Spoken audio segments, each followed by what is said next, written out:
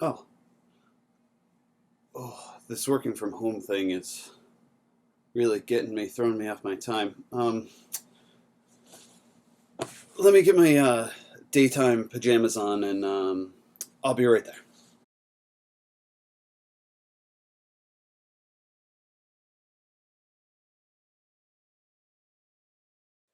So let's review special right triangles.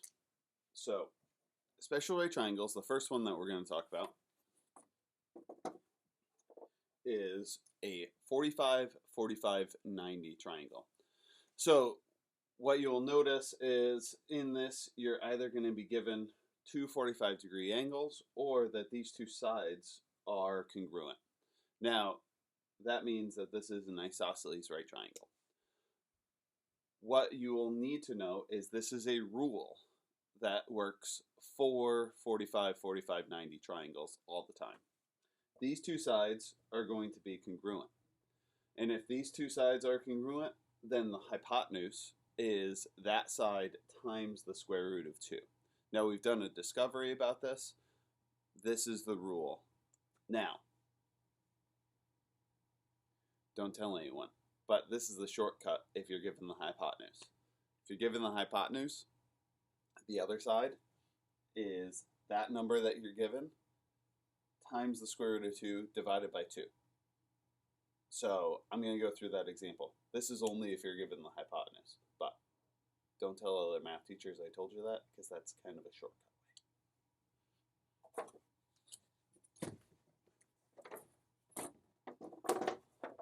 So let's talk about these two basic problems here. So I give you that it's a 45, 45, 90. This side is 7, so therefore this side is also 7 because it's an isosceles right triangle.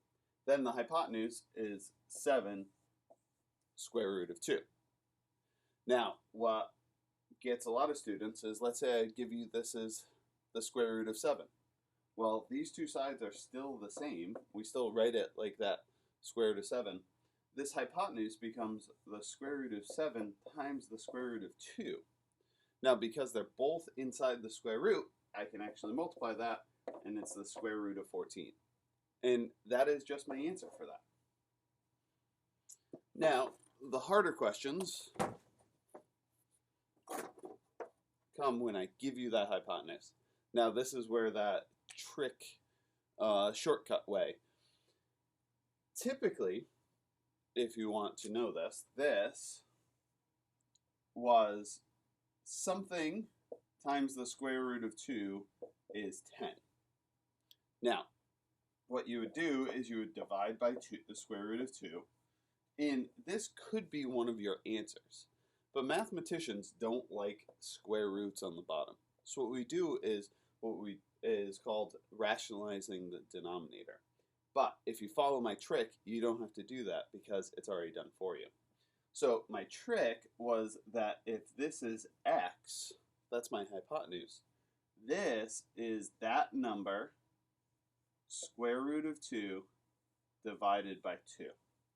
Now what you'll notice is the 10 and the 2 are both outside the square root, so I can divide that.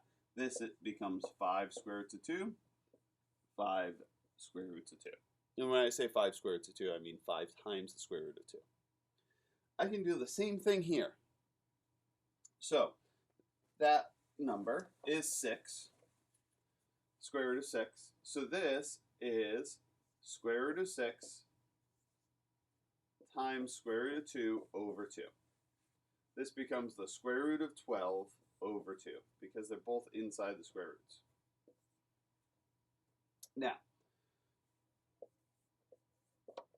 the trick with this square root of 12 is I can actually break that down, simplifying radicals. So square root of 12 I can break down into what two numbers multiply to 12? 4 times 3. So I can find the square root of 4. This becomes 2, and then the 3 stays inside the square root. So this is really 2 square root of 3 divided by 2. Now, oh, do you see how I divided these? The numbers outside the square root? this becomes the square root of 3. That is that side, those side lengths. So the trick with square roots is I can do this trick, but then if I get numbers like 12 or 72 or something like that, I still have to like break that square root down. Now on to our next triangle. Next triangle is called a 30, 60, 90 triangle because the angles are 30, 60, and 90. This is the rule for a 30, 60, 90 triangle. So if I look at the smallest side is across from the 30-degree angle.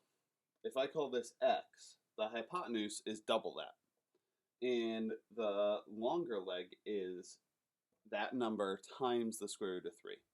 Now what happens is this, if I double it, if I reflect it over, this is an equilateral triangle. So that's why that relationship exists here. This is always the rule because of that Pythagorean theorem, the a squared plus b squared equals c squared. You'll notice the 1x and the 2x, that's where that 3 comes in. Then, my little shortcut here, okay, if I'm given this long side, and I really have problems working with that, dividing by that square root of 3, if I'm given that long side, what I do is I put that number here times the square root of 3, and then I just divide by 3. And then whatever answer I get here, I just double it. Okay, so let me go through some of those examples for you.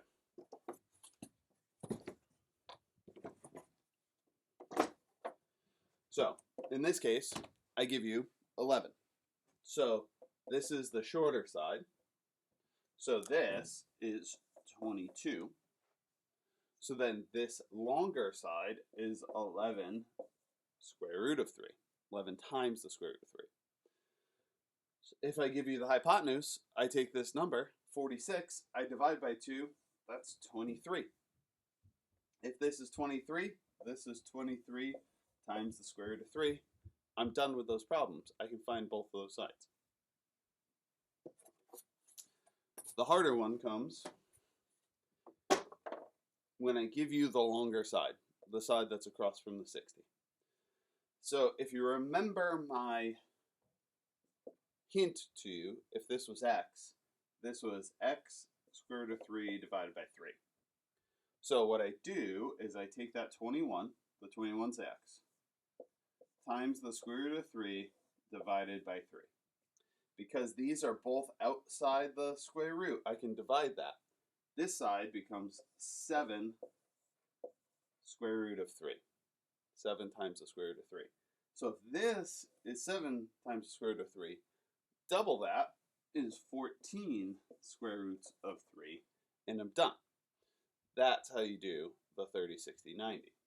Now, let's say this isn't a nice, easy number. Let's say I give you 11. This becomes 11 square root of 3 over 3. And then this is just 22 square root of 3 over 3. And you just leave it like that.